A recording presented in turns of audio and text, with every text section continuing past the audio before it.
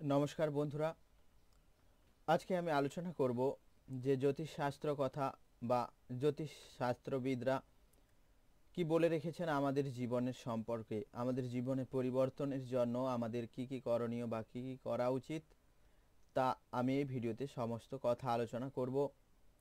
তো আমাদের কিছু জ্যোতিষশাস্ত্র অনুসারে আমাদের কিছু নিয়ম মেনে চলা উচিত আমাদের জীবনের জন্য বা আমাদের জীবনে উন্নতির জন্য। জ্যোতিষবিদরা এমন অনেক উপায় রেখে গেছেন আমাদের জন্য, যা প্রয়োগের পর আমাদের জীবন সুখ সমৃদ্ধি বা বিভিন্ন রকমের সৌভাগ্য ফিরে আসবে আমাদের জীবনে। কিছু রাশির গ্রহ ও নক্ষত্র মণ্ডলী এমন হয় যে অল্প পরিশ্রমেই অসামান্য সাফল্য পায়। আবার সেই সঙ্গে অনেক মানুষ দিন রাত পরিশ্রম করেও জীবনে সফলতা অর্জন করতে পারে না। জ্যোতিষশাস্ত্রে উল্লেখিত কিছু উপায় অবলম্বন করলে একজন ব্যক্তি তার ভাগ্যে গড়ে তুলতে পারেন সৌভাগ্যের বন্যা। আসুন জেনে নিই এই উপায়গুলো আমাদের জীবনে কি কি রয়েছে বা কি কি উপায় মেনে চললে আমাদের সেই সৌভাগ্য ফিরে আসবে বা আমাদের সৌভাগ্য সোনার মতন উজ্জ্বল হবে। খাবার খান পূর্ব দিশায়। জ্যোতিষশাস্ত্র অনুসারে খাওয়ার দাওয়ার সবসময় পূর্ব দিশা মুখ করে বা পূর্ব দিকে মুখ করে করে খাওয়া উচিত। বলা হয় যে এরকম করলে জীবনে সুখ আসে এবং ধন ধান্যের কমতি কখনো হয় না। তো এরকম করলে বা এই নিয়মটি আপনারা যদি মেনে চলেন তাহলে বিভিন্ন রকমের জীবনে সুখ আসবে এবং ধনধান্যে কখনো কম হবে না। তো বন্ধুরা, আপনারা খাওয়ার সময় পূর্ব দিকে মুখ করে খাবেন, উত্তর কিংবা পশ্চিম দিকে মুখ করে কখনো খাবেন না। তো তার প্রভাবে আপনার উপর নেগেটিভ পড়তে পারে। তো আমাদের বিভিন্ন রকমের সমস্যা দেখা দিতে পারে আমাদের জীবনে। শুক্রের কৃপায় তৈরি হবে মালব্য রাজ্য ও 3 রাশির দারুণ সময় আসছে আর কিছুদিনের মধ্যে। জুতো চপ্পল পরে খেতে নেই। খাবার খাওয়ার সময় কখনো জুতো চপ্পল পরে খাবেন না, এতে অন্নপূর্ণা মায়ের অপমান করা হয়। আপনারা জানেন যে অন্নপূর্ণা হলো আমাদের এক মহান দেবতা। অন্নপূর্ণা অর্থাৎ আমরা যে ভাতটি আমরা গ্রহণ করি বা খাই তা হলো অন্নদাতা বা অন্নপূর্ণা।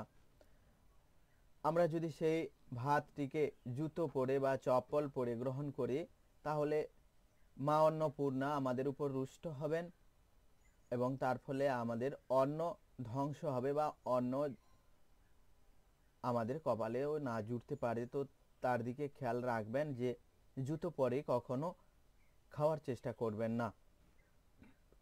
পুজোর ঘরে নিয়মিত পুজো করুন। পুজোর ঘরে নিয়মিত পুজো পাঠ করে প্রদীপ জ্বালানো উচিত। অর্থাৎ আমাদের সকলকে মেনে চলা উচিত যে পুজোর ঘরে প্রত্যেক দিন পুজো করা উচিত এবং প্রদীপ জ্বালানো উচিত। এরকম করলে বাড়িতে দেবতাদের আশীর্বাদ পাওয়া যায়। বাড়িতে তুলসী গাছ থাকলে প্রতিদিন সন্ধ্যায় এর পাশে ঘিয়ের প্রদীপ অবশ্যই জ্বালান বা সরিষার তেলে প্রদীপ অবশ্যই জ্বালাবেন তুলসী তলায়। শুকনো ফুল ভাসিয়ে দিন, অর্থাৎ পুজোর পরে যে ফুলটি শুকনো হয়ে গেছে তা ঠাকুরের কাছে কখনো রাখবেন না, ওটি জলে ভাসিয়ে দেবেন। জ্যোতিষশাস্ত্র অনুসারে পুজোতে ব্যবহৃত ফুল শুকিয়ে যাওয়ার পরের দিন ফেলে দেওয়া উচিত নয়, এগুলো সংগ্রহ করা উচিত এবং শ্রদ্ধা সহকারে কিছু প্রবাহিত জলে প্রবাহিত করা উচিত। এছাড়াও আপনি এই ফুলগুলো একটি গর্তে পুঁতে দিতে পারেন। আমরা যে পুজো করি ঠাকুরের ফুল দিয়ে, সেই ফুল পুজো হওয়ার পর শুকিয়ে যায়। ওই শুকনো ফুলটি এখানে ওখানে না ফেলে যদি প্রবাহিত জলে ফেলে দেন তাহলে আপনার নেগেটিভ দিকগুলো কেটে যাবে বা নেগেটিভ প্রভাব আপনার উপর পড়বে না, পজিটিভ প্রভাব আপনার উপর পড়বে এবং দেবতাদের আশীর্বাদ আপনি লাভ করতে পারবেন। তো বন্ধুরা, পুজোর পরে যে ফুলগুলো হয় মাটিতে পুঁতে রেখে দেবেন বা প্রবাহিত জলে ভাসিয়ে দিবেন। পুজোর পর পুজোর ঘরে স্নান না করে কখনো ঢুকবেন না। হিন্দু ধর্মের বিশ্বাস অনুসারে সকালে ঘুম থেকে উঠে স্নান করার পরেই যে কোনো মূর্তি বা ঈশ্বরের মূর্তি স্পর্শ করা উচিত। অর্থাৎ আমরা হিন্দু শাস্ত্র অনুসারে জানি যে সকালে উঠেই আমরা স্নান করে ঠাকুরের কাছে প্রার্থনা করি বা ঠাকুরের পুজো করি। বিনা স্নানে বা স্নান না করে পুজোর ঘরে যাওয়া অশুভ প্রভাব ফেলে এবং সেই বাড়িতে দেবী লক্ষ্মী কখনো আসে না। তো আমাদের প্রত্যেককেই মেনে চলা উচিত যে পুজো করার আগে স্নান করা উচিত বা স্নান করে ঠাকুরের মূর্তি স্পর্শ করা উচিত। তার আগে কখনো ঠাকুরের মূর্তি স্পর্শ করা উচিত নয়। আর সেটি যদি আপনি করে থাকেন তাহলে মা লক্ষ্মী আপনার ঘরে কখনো আসবেন না। আমরা জানি যে উত্তর পূর্ব কোণ শুভ। জ্যোতিষ শাস্ত্র অনুসারে বাড়ির উত্তর পূর্ব কোণ অত্যন্ত শুভ। নেতিবাচক শক্তিও এই দিকে দ্রুত প্রবেশ করে। তাই এই দিকে নিয়মিত গঙ্গার জল ছিটিয়ে দিন, এতে নেতিবাচক শক্তি কমে যায়, ঘরে পজিটিভ এনার্জি সঞ্চালিত হয়। আপনারা জানেন যে উত্তর পূর্ব কোণ হলো ঠাকুর কোণ বলে আমরা মেনে চলি বা আমরা জানি।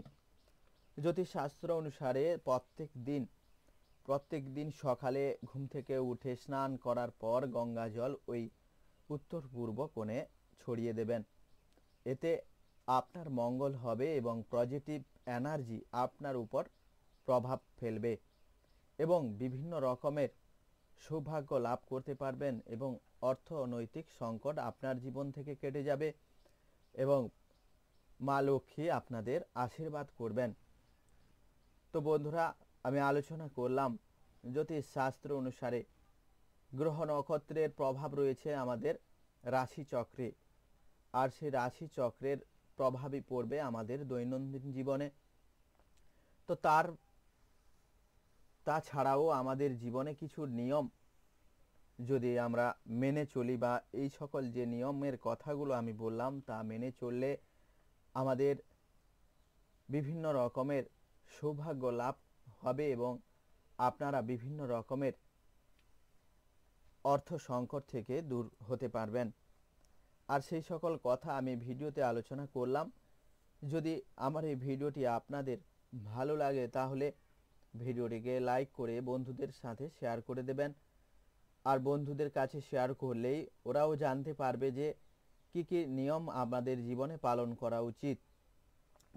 যেমন আমি বলেছিলাম যে খাবার খান, পূর্ব দিকে করে খাবার খাবেন, জুতো বা চপ্পল পরে কখনো খাবেন না।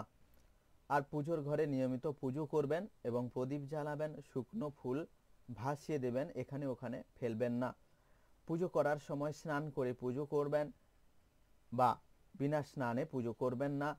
আর উত্তর পূর্ব শুভ কোণে প্রত্যেক দিন সকালে গঙ্গা জল ছড়িয়ে দিবেন। এই সকল কথার বিস্তারিত বিষয়বস্তুটি আমি এই ভিডিওতে আলোচনা করেছি। যদি ভিডিওটি ভালো লাগে তাহলে কমেন্ট বক্সে ওম গণেশায় নমঃ লিখে কমেন্ট করে দেবেন। দেখবেন আপনার এই বছর বা এই সারাটি দিন বা সারাটি সপ্তাহ বা প্রত্যেক মাস আপনার ভালো কাটবে, ভালো যাবে, অর্থ সংকট থেকে আপনি দূর হবেন। তো চ্যানেলে নতুন হয়ে থাকলে চ্যানেলটিকেও সাবস্ক্রাইব করে পাশে থাকা বেল আইকনটি প্রেস করে দেবেন। তো এই ছিল আমার ভিডিওর মূল বিষয়বস্তু। বন্ধুরা, ভিডিওটি এই পর্যন্ত। সবাই ভালো থাকবেন, সবাই সুস্থ থাকবেন, ভগবানের কাছে এই প্রার্থনা করে আমি আমার ভিডিওটি শেষ করলাম।